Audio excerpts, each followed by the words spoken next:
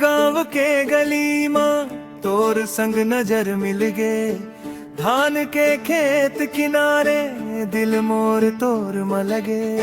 महुआ के डार तले बैठे बैठे बात करन, धीरे धीरे तोर मयावा हम नन दोनों खोगन। नदी के हवा चली मन हौले हौले गाई, तोर नजर के जादू मां मोर जियरा नाच लागी।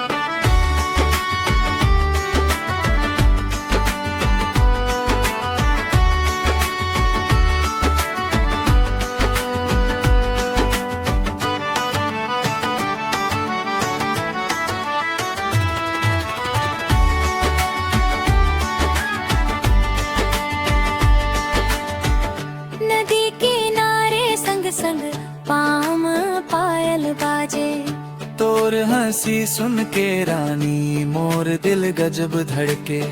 माटी के खुशबू जैसे तोर माया सुग घर लागे। गांव के सीधा सादा प्रेम अब जन्म भर निभाबो आगे।